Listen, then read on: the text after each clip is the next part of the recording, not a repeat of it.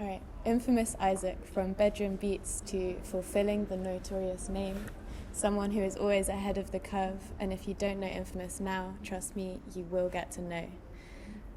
The last time I saw you, you had just finished your first live performance of Bad and Clean with Frisco, which was incredible. And when you first started your career as a musician, performing live, what were your sort of main techniques for feeling a bit of confidence on stage or feeling like comfortable being on stage?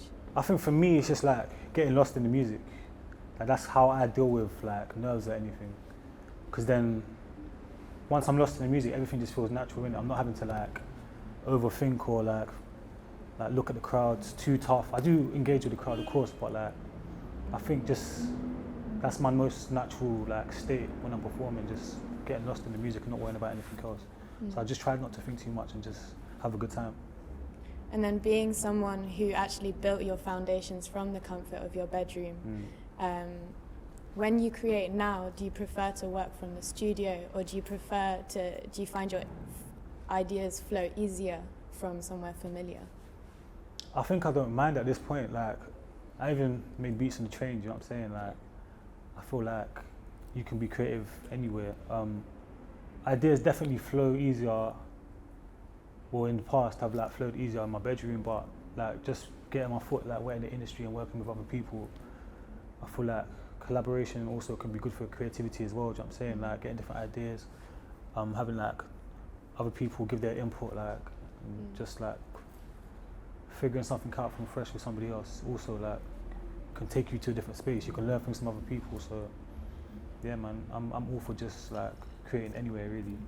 Yeah. Would you say you prefer to be surrounded by others when you're creating? I wouldn't say I prefer to, but I don't mind it. Like, I think it's for me personally, I kind of feel like going forward it's a little bit necessary. Originally, like I would make music by myself and that was me, but yeah, I think I'm quite flexible in terms of that. Like, I can make music by myself and be good, or make music with a group of people and come out with a good outcome that I'm satisfied with as well. So it's either or, to be honest. Yeah. I hear that. And then Fracture EP in 2021, it really felt like your introspective moment. Yeah. And I noticed once in an interview you said, I always want to put out music that represents me at that time. What do you feel like would be the best representation of your musicality now?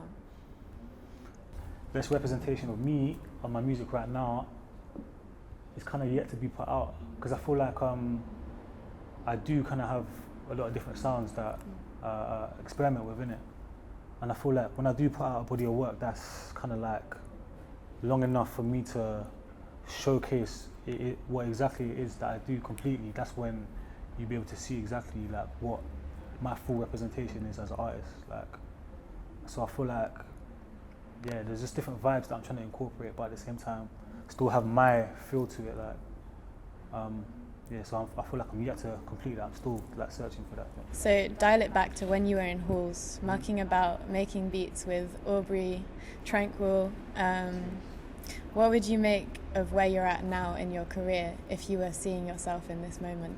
Yeah, I think I'd be like satisfied. I'd be gassed, because like I remember at one point all I wanted to do was a show in it, and like I say, within music, there's always your goals are changing. Like at one point you're satisfied with where you're at, but then there's something else, and there's something else, and there's something else. So at one point my goal was just to do a show, and then it was to do a music video, and then it was to do, I don't know, like a collab with somebody in it. So I think if I was to look back or look forward to where I am now, from that situation, I'd definitely be like happy, satisfied.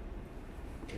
And then, as a blender of genres, you must have a multitude of influences in a way. Like, what would you say is a pivotal moment in your childhood with music?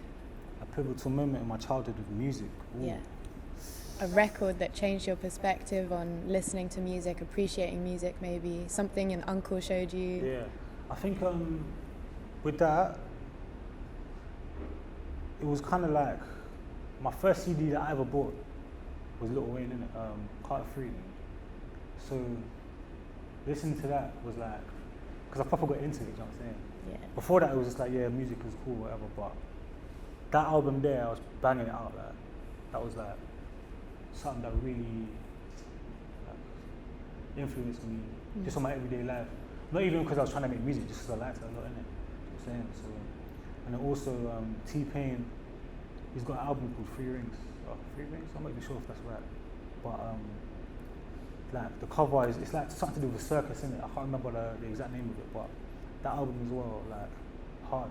It's so I'll say those two, like kinda definitely an influence. Definitely was a big influence on my childhood. And then when it comes to applying like actually a new sound to your music, what's your process? Do you do some research, or are those things you have a personal connection to? I think it's just like through experimentation. Because for me, I'm always just trying to stay like curious, innit? Like just trying to grow and like learn new things. So I think it's just through the process of trying to create new, not even consciously, but just like creating music in different moods, like sampling something that I'm into as well, like sampling all different types of things, whether it's music, film scores, like just trying to be creative and different. So I think just like, yeah man, just keeping it outside the box is like what I'm about. It comes naturally through that.